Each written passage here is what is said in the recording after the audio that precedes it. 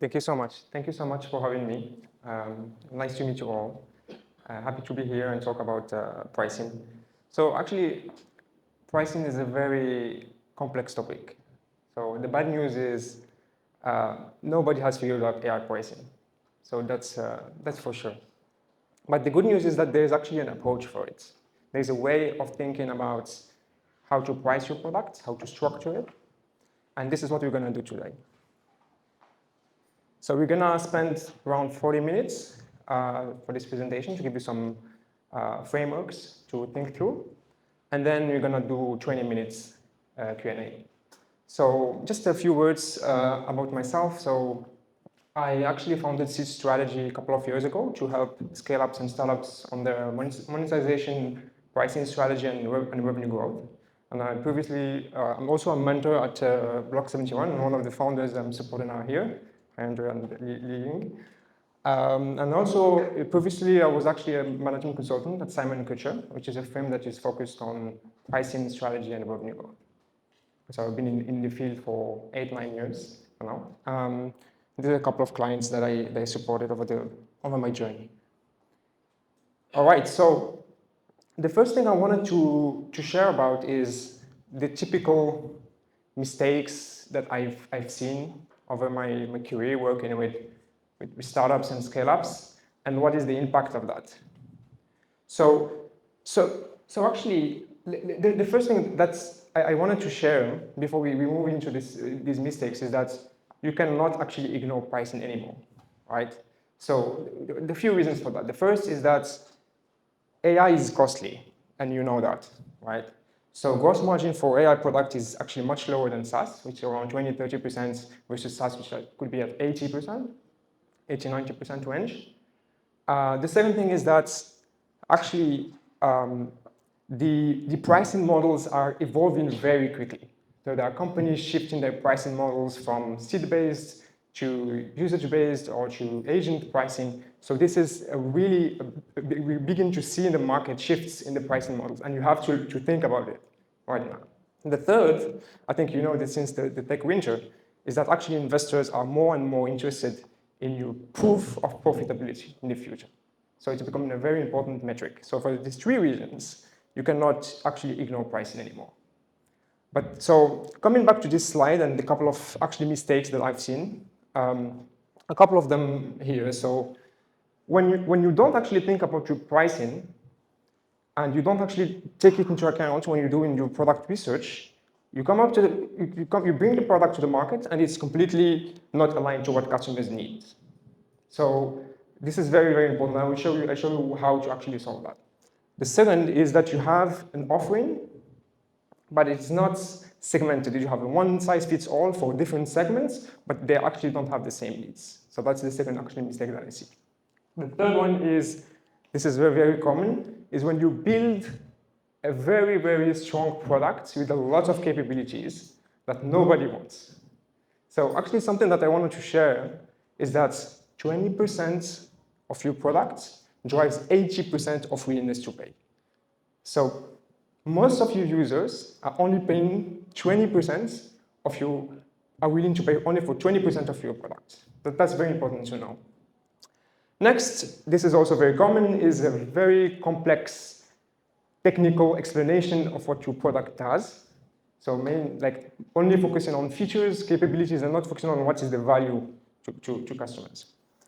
Lack of monetization of important features and valuable features. So you just build a product, ship it, and just for free, and knowing that without having any monetization path or strategy in the future.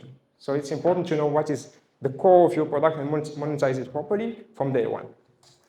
And the last one is, when you think about your pricing model, you need to consider how scalable it is.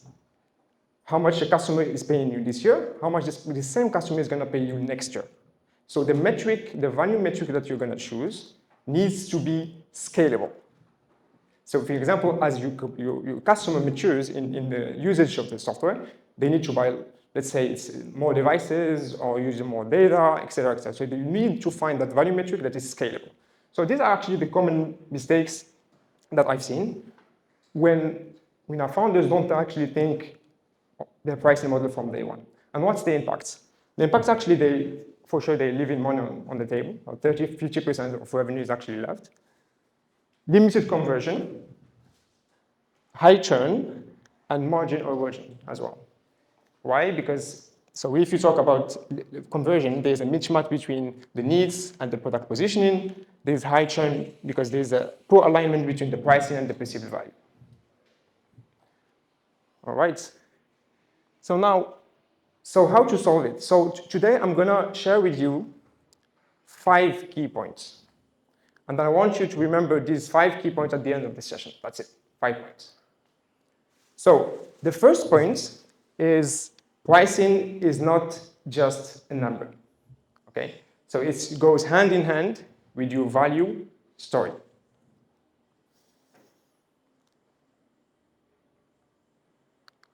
Okay, so just to give you a quick flavor of what pricing is, because people think it's just a number, but I want to just set a very, very quick example, illustrative example of what it means to have a good pricing. So let's say you are a founder of an HR solution, okay? And it does everything from screening CV, scheduling, running interviews, writing summaries, following up with candidates, okay? So far so good. So then you have 2 different founders having exactly the same product, but they are pitching it in 2 different ways. Let's say this is founder number 1, and he says, or she says, my product is an HR assistant that helps your HR employees in the whole recruitment cycle, from screening, scheduling, running, and actually deciding on candidates. The pricing model is per seat, it's $49 per month, and the value story is this one. Our product saves each recruiter 5 hours per week, which is typically $600 per month of savings, so delivering an ROI of 12. So far, so good. Now, the same product, you can pitch in a completely different way. You can say that your product is actually an HR AI digital worker that actually replaces or adds on your existing HR employees, right? And it operates as a digital recruiter and hires 5 times faster at the 20% cost of a human recruiter, okay? And so the pricing model is $1,000 per month per recruiter instance, so you buy an AI agent, and $250 per successful hire, which means like it's a combination of a fixed instance fee and an outcome-based model as well. So the value story is a typical recruiter costs $5,000 a month. One AI recruiter instance can handle 80% of the workload, which saves $4,000 actually dollars per month, up to $4,000 per month. So a couple of things are different between these 2 stories, right? And I'm going to share with you what are those things. So founder number 1, HR assistant. Founder number 2, HR digital recruiter. So when you actually think about pricing, there's a very big component, which is the perception of your product. What is it? And actually on the first founder is actually perceived, the product is perceived as a productivity tool. It helps existing employees accelerate their workflow, right? In the second case, it's a fully autonomous digital recruiter, right? And so what does it change? So first of all, on the pricing model, when you look for the founder number 1 is a seat-based model.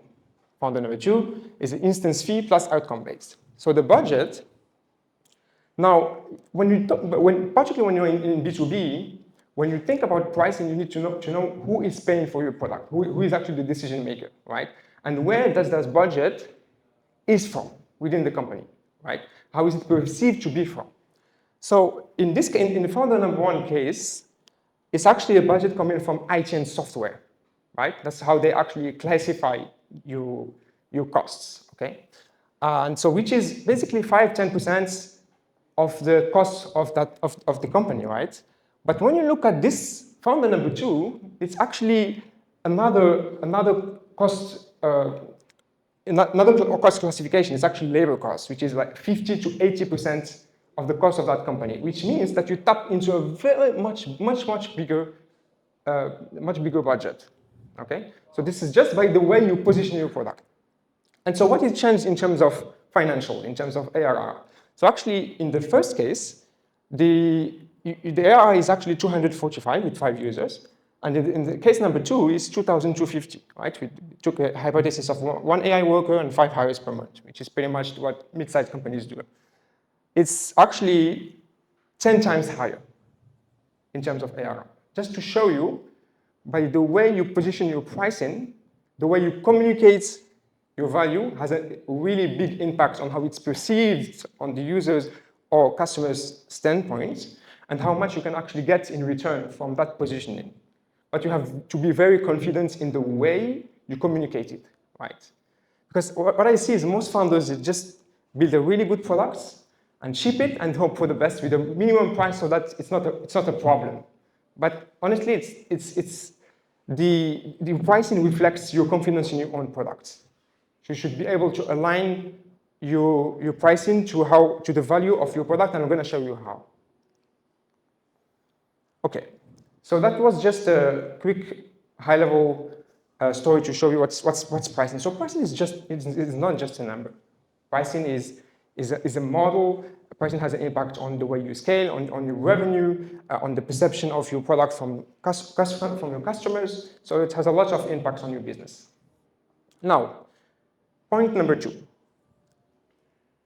Your job as a founder is to uplift your customers' perceived value as close as possible to your product economic value. I'm going to share with you a little bit what this means. So there is actually a joke that I really like to share, and it's so true that I've worked with so many founders and I see it every time. This is how you see your product, right, from your standpoint. But in reality, this is how your customers see your product. And this is so true that you have somehow to prove the value of your product to your customers, right? So this is just a very simple graph that shows, let's say this is your costs, okay? In red, in green is your price, then you have a certain margin, you have your customer total perceived value, which is of course above the price, otherwise there is no, why would they pay for the product? And then there is your product total economic value, okay? So the total economic value means how much value does your product generate. So if you don't know that information, so how can you communicate the value of your product? So you need to have ROI models. You need to know exactly how much potential do you create. You need to have exactly a POC with customers that you actually share and know exactly what kind of savings, what kind of revenue it generates for your customers.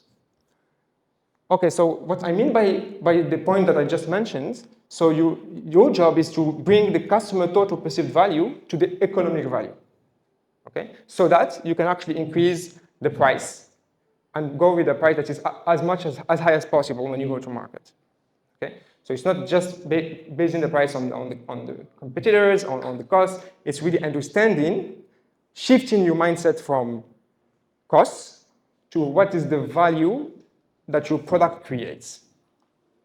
That's a very important mindset to have when you actually do pricing. Okay, so before I continue, is there any questions so far? Any comments so that we can take a little pause here and then we can yes. All right, so in key point 1, there was a comparison chart between productivity tool and AI agent, like HR digital recruiter, which is AI agent.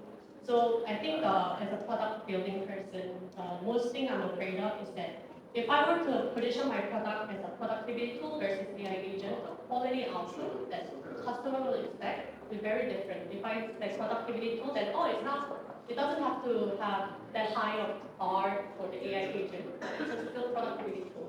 But if I were to position it as like AI recruiter, then what they expect will be a lot higher for me. So I cannot manage my customer expectations. So I'm just curious, at what point in my product building journey do I transition from productivity tool to AI agent? Okay. So very similar, right? Going to productivity to the AI recruiter side. a human recruiter is a human. Apart from recruitment, ideally they will be able to do so many other things. Probably if you're restructuring, they can move to help with the events, help with the marketing, which I think you cannot do. So how do you value it? Say recruiter is doing recruiter, but the recruiter may be doing 5-7 different things, which that we cannot do. So that's a value trap, right? Then it will forever be a productivity tool. Yeah, human recruiter replacement. I'm not sure I'm able to. Okay, I'll try to answer as much as I could. So it's a very important question, and everything. I think this slide is not about faking your product. It's about really sharing with your customers what's the promise of your product. So if today it's a productivity tool, then you have to say, oh, it's just a productivity tool, right? But over time, once you actually learn over your journey that you really master the workflows and how actually the product works in the companies, and it works as an agent, and you get customer feedback that you're actually working as an agent, now you can transition to the agent pricing, right? At the beginning, of course, you have to, if you're in early journey, you need to start first to get people actually using your product, using the product, and then transition as your product grows and as you understand more how your product is being used and really integrate it into the workflows. Does it answer your question? Yes. Okay. Does it also answer your question, or? Okay. What I'm saying is, let's say the human recruiter costs 5K, right? But the recruitment work they're doing might be only 3K. So then you're not pricing it at 20% of the cost. 1,000 by 3,000 becomes 33% of the cost. Okay. Where you will not know. So whenever we are trying to replace a human in an I with the AI or IP scenario, it's not one to one. So the number has to come way lower. Of course. Yes. I mean, the comparison number has to come way lower. I'm not the pricing number. You can't compare to the full salary. You probably have to compare 60% of the salary. You can't see the salary, but you're replacing somebody who's paying 5,000. If you say probably you're replacing something who's, you will think at least you're replacing somebody who's doing work for 3,000. That's what I think. No, it's a good question, and you have actually to. There's still a lot of experimentation around that, and I don't have like a specific benchmark on how much of the salary you can actually capture with AI agent, because the AI agent themselves, they can actually do jobs of different people and do jobs of multiple people at the same time, right? So I don't really have a specific benchmark on how far you can go, but definitely this is something that you have to at least transition to that thinking of pricing per agent because of the value of your software. But you can capture, let's say you capture 20-30% of the salary itself, and over time, when you see that the agent is actually capturing more and more value, when you get actually customer feedback, you can increase the price even further.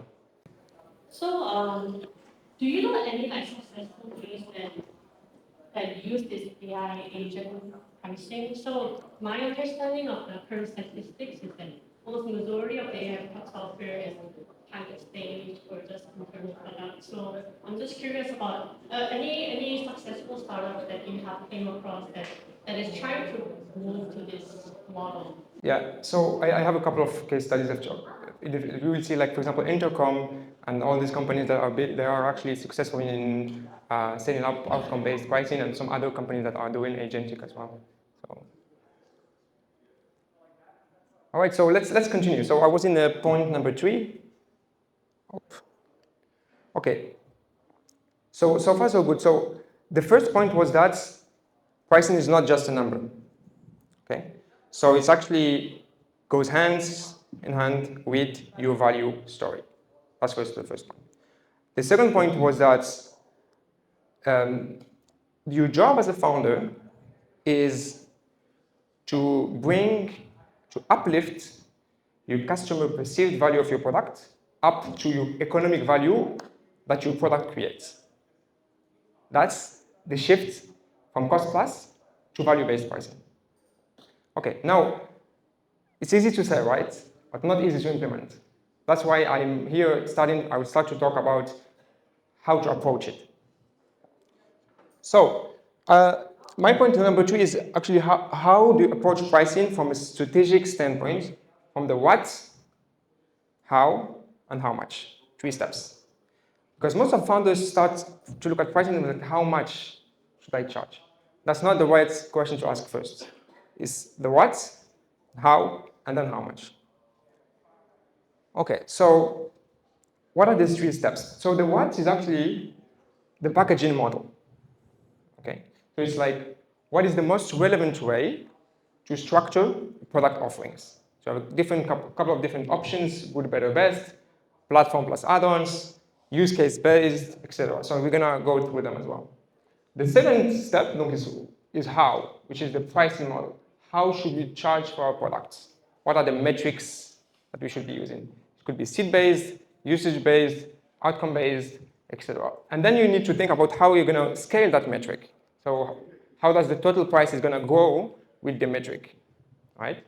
And finally, then you think about how much, the price level, which is like how much should we charge for a product based on the value, based on the willingness to pay, and we're going to discuss about all this, how to test experiments with the willingness to pay with customers. Okay, so 3 steps: what, how, and then how much. It makes things much easier to crack pricing rather than just start with how much. Okay, so we start first with the what. I want to share with you that there are really different options for you to package your products. There is no like one size fits all. You could do all-inclusive package, for example. Some startups use this. They give away all the features included in the product that could be used for early-stage companies. And then use case-based packages. This is typically what LinkedIn does with business, HR, etc. All those products that are solving specific use cases. And then good, better, best, for example, with Zoom.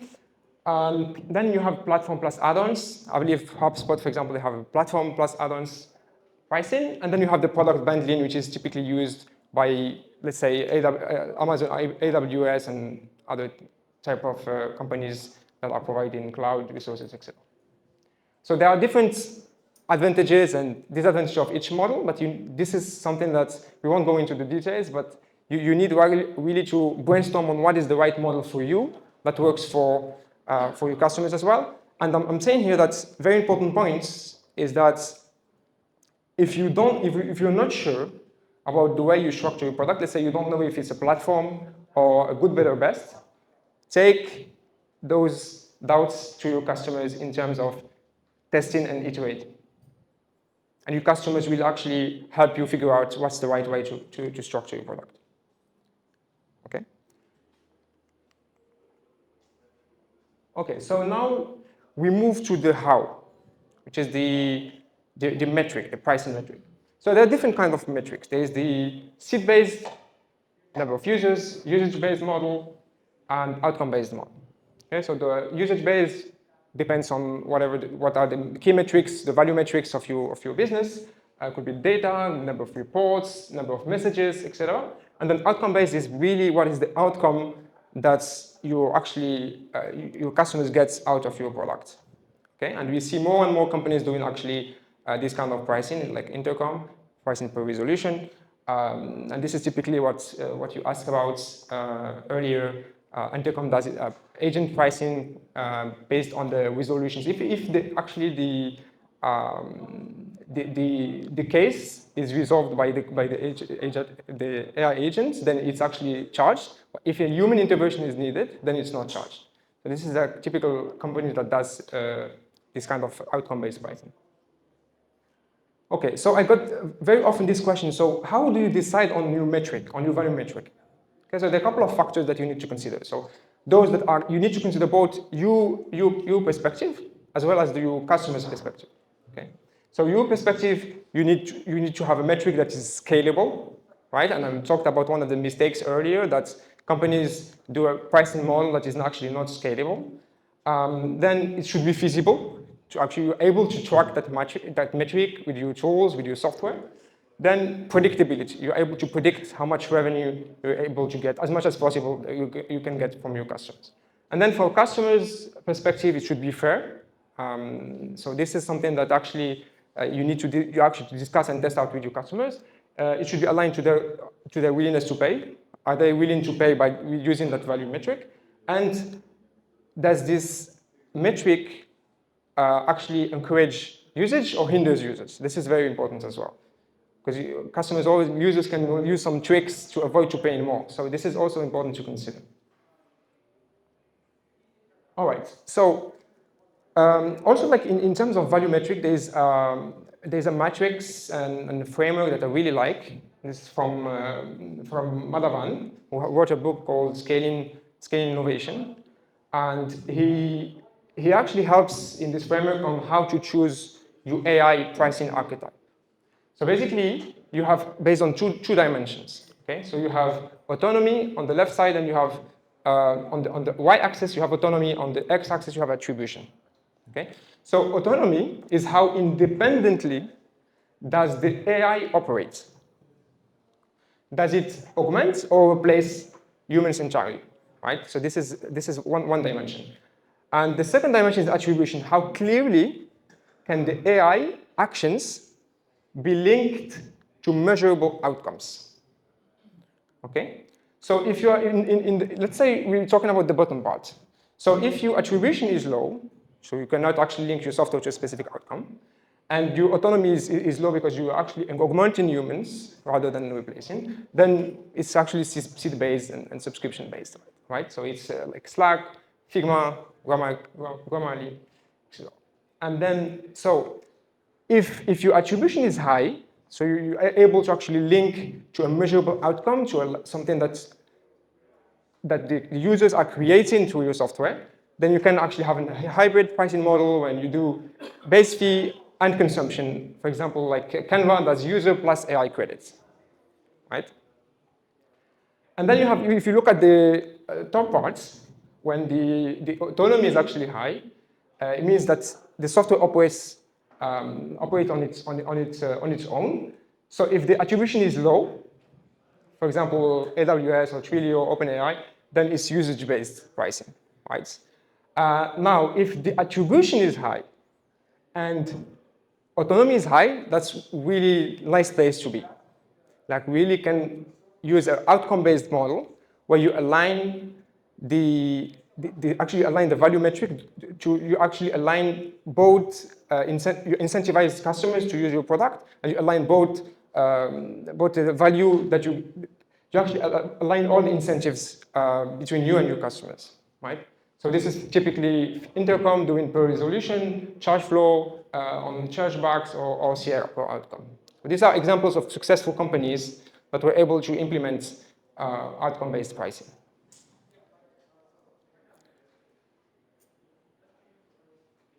And yeah, so also wanted to talk a little bit about Lovable. Of course, you've heard about Lovable, and is a company that has transitioned from seat-based to more of like a kind of usage-based and credit-based model, and they are doing it successfully. And I'm going to share a little bit about what they did very, very recently in their pricing strategy as well. So we see this shift happening across different kind of verticals in tech. Does it make sense so far? So far, so good? All right, so now we talk about the how much. You see, so we talked about the what, we structured the product. Then we talked about the how, which value metric you should use. And only now we talk about how much. It makes sense, right? Because we first discussed about what's your value proposition, what's your position, how do you define your products. Then we discussed about, okay, what is the value metric, on what basis are you going to charge your customers, right? Makes sense. And then you can actually talk about how much, because all those first two steps have a really big influence on the price itself, right? So now, how much? So my main message here is to have willingness to pay conversations with your customers. I see a lot of founders doing research on their products. Do you like my product? Yes, I like your product.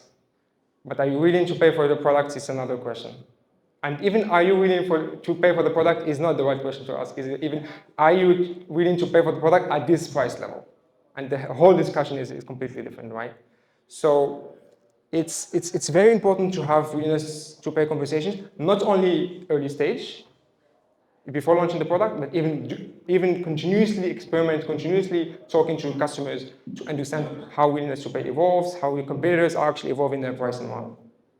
Okay, so just a quick way to frame it. So once you're actually clear and confident on the value proposition of your product, you go ahead and have willingness to pay conversations. So you frame the context, your product value, you project, this is very important as well, you project your customers in a really buying position of your buying scenario, and get the first impressions on the value perception. To what kind of software they compare your products, what is the benchmarks, how they are thinking about the budget. So all these things are very important that you understand. Then you can discuss packages. If you're not sure, as I said earlier, if you're not sure which type of structure best fits your product, show your customers different type of packages and see what attracts most. And I'm sure you learn a lot from doing this exercise. And my friends here can tell you they did some experiments on pricing and they learned a lot from just doing this kind of research. And so also deep dive into the decision-making process, how the decisions to buy software that are similar to yours are made. What are the people who influence that decision? This is extremely, extremely important. It changes the whole way you go to market as well. And then you can also discuss price point. That's the many founders hesitate to ask pricing questions. Actually, you should, because if you don't ask pricing questions and then you go to market and hope for the best, it doesn't help you neither, right? So you just go ahead and ask pricing questions even at early stage. How? Of course, if you ask the people right away, how much would you be willing to pay for this? It's not really the right question to ask, right?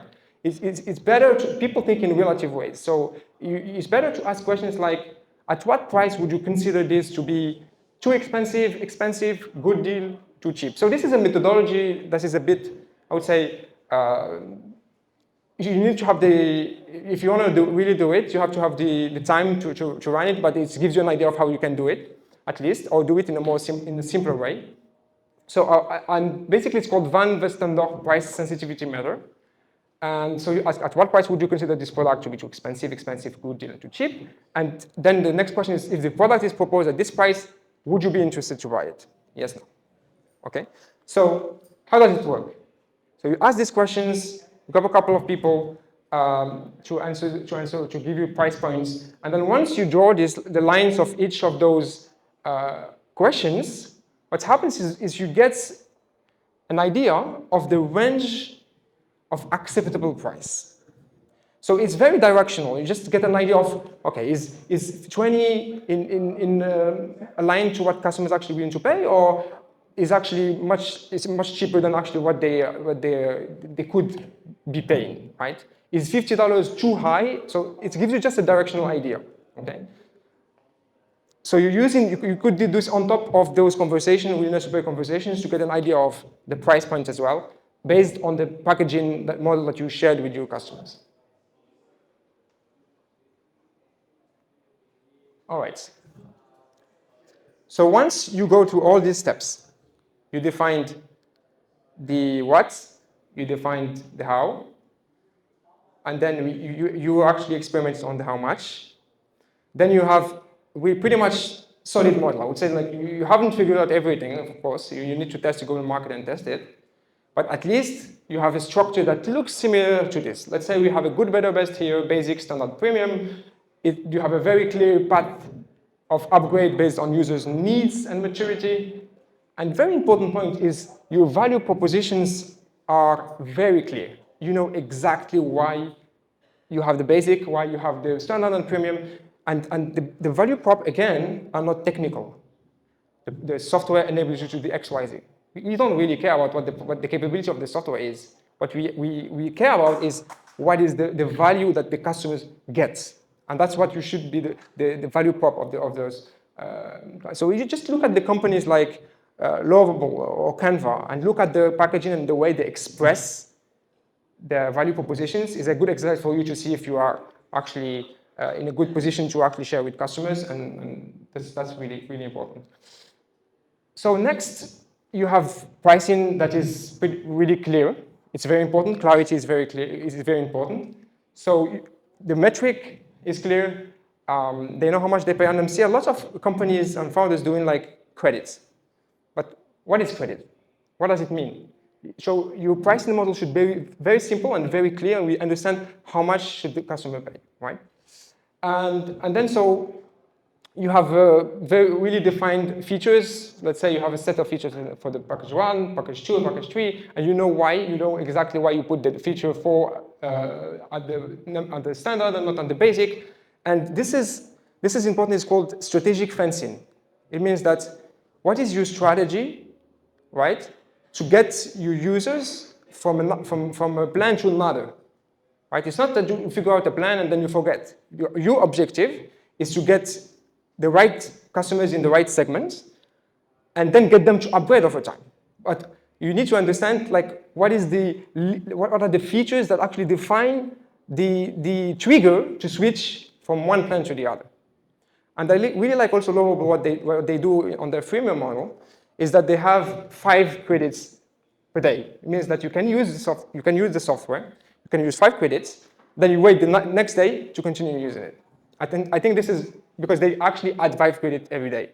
That's extremely interesting, right? So it means that people can keep trying their products, and if they actually want to build something bigger and they want to more credit, then they have the more premium plan to convert, right? So this is everything is really well thought, experimented before they launch it. So.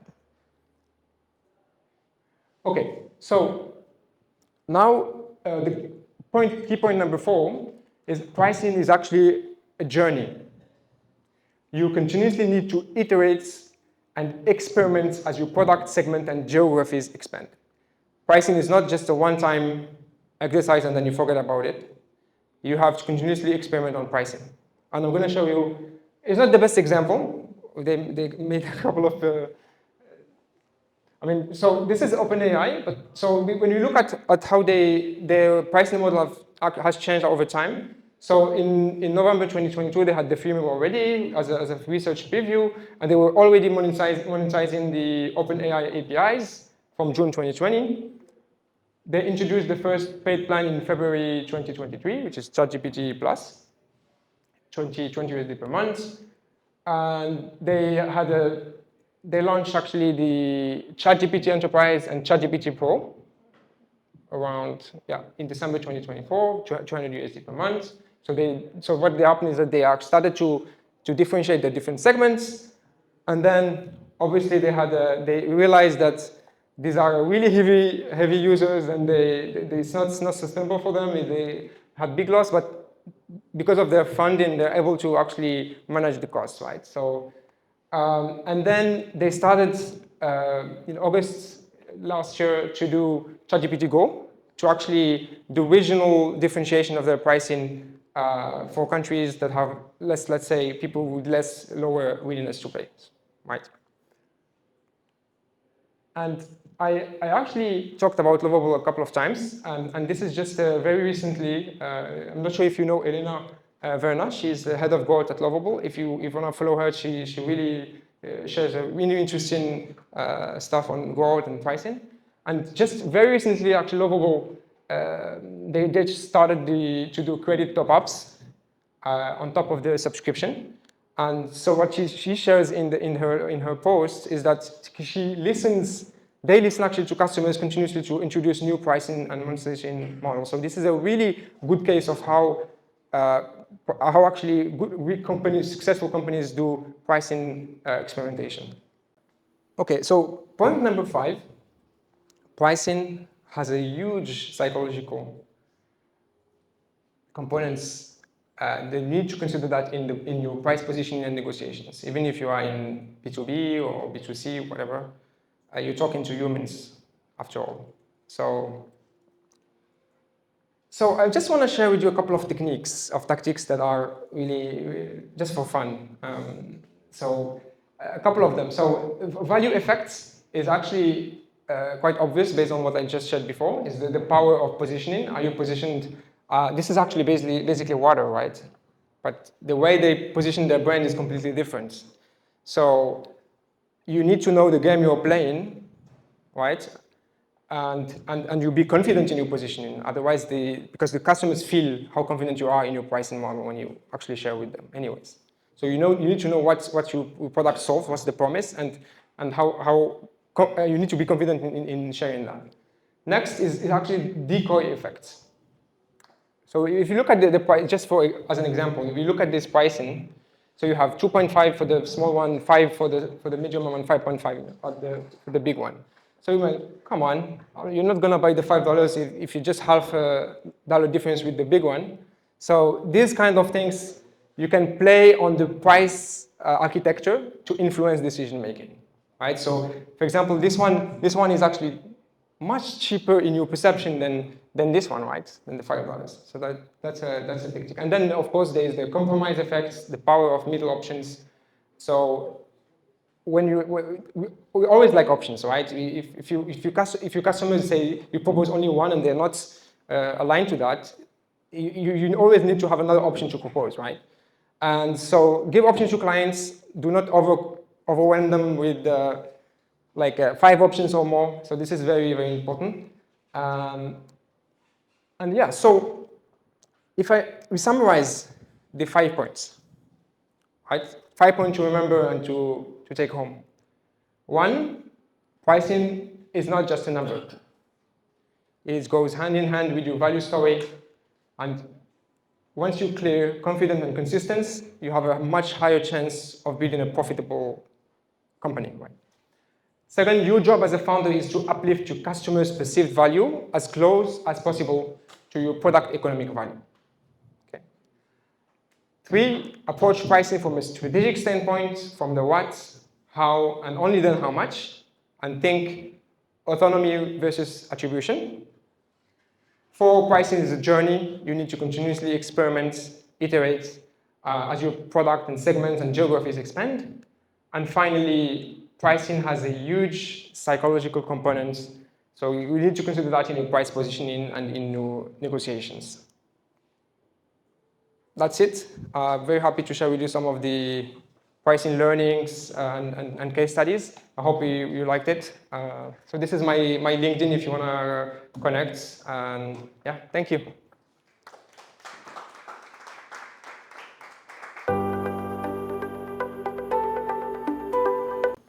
So I think there's one more thing also. Who is paying for your product?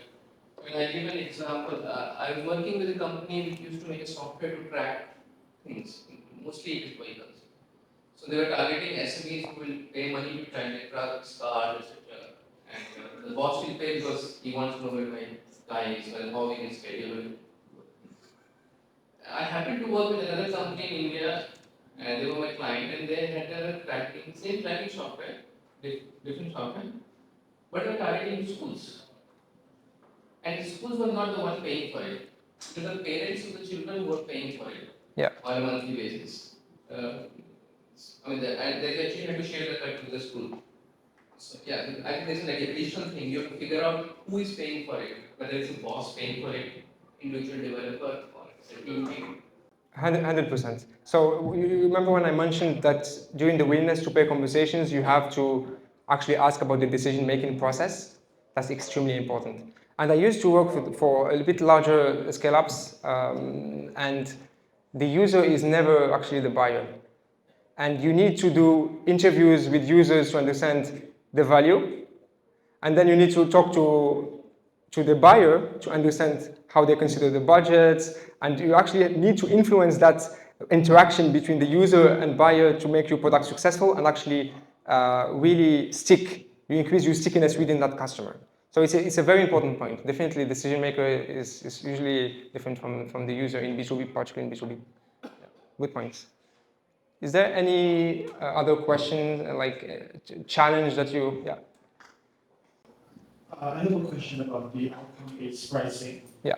This is actually quite similar to credit-based pricing, right? To what, sorry? Credit-based. Credit-based. Yes, because basically the buyer buys some credits, then they use up the credits whenever an outcome is achieved by the agent or the AI.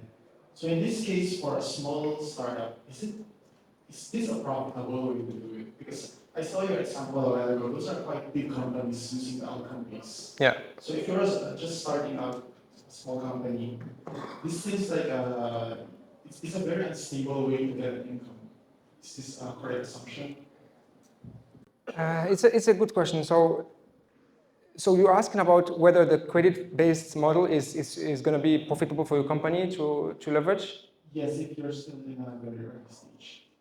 So what other options you have in terms of pricing models? Do you have like seat-based or? Seat-based is a bit difficult because the target is SME, so basically the seat is just one per company. Okay. So if I do the subscription model, basically it's a one size fits all. So it's either this or the credit base. That's what I'm exploring. Mm-hmm. It's a good question. So it's a bit complex to answer like this, like what's the right thing to do, but I can give you just a few ways to think about it. So first of all, what I would do is definitely, based on what I shared with you, is to look at all the options that you can do, right? And look at, not because all AI startups are doing credit-based, that it's really good for you to do credit-based, right? So maybe you have a specific outcome that you help companies achieve, and once I mean, if you're really sure about and you're able to measure that outcome, maybe that's the way to go about that specific outcome. It's not because the trend is credit-based and you need to do credit-based as well, right? So that's the first thing. But if you want to go with credit-based, you need, that's a good question, you need to know, to project financially how much revenue you can generate for customers, right? And also you can get an idea of the revenue potential, and you look at your costs, like the compute costs, the AI tokens and APIs, etc., and see if it's actually a model that could be scalable for you as well, right? And also, like, one thing that comes above all is like, what game are you playing? Are you playing the volume game, or are you playing like targeting, like what are you playing in the long run? I mean, you will just planning to stay in the SME segment, or planning to go beyond to enterprise. So all of this you need to clarify and structure from now to be able to take a decision, not just to save your business today, which is important as well, but to have a clear monetization path to make your company actually profitable and sustainable over the long run. So to summarize, you need to look at different options based on what we discussed today. Just open your eyes on what is possible. Go ahead to have a few conversations with your customers and test out different value metrics, right? And then you can see which one is the most fair, and they are actually aligned to how they are willing to pay. So that's maybe the second step. And then you test and iterate, and you do financial modeling as well to understand how much revenues can generate, how much profitable, how much profit is it, and to make sure that you're actually covering your costs as well, at least. And it depends also on funding. I mean, it depends if you funded or no, and because I have a way to look at it. It depends on your margin tolerance. If you're funded, then you can afford to do like Lovable or like OpenAI to open the gate to as many users as possible because they are funded. If you're not, then and you choose not to be funded, it's another story. You need to be more careful about your metrics and the scalability of your pricing model. Yeah, because I'm thinking because the prompt that the user can give to the AI is some just ask for simple things, so Yep. the token cost is quite low.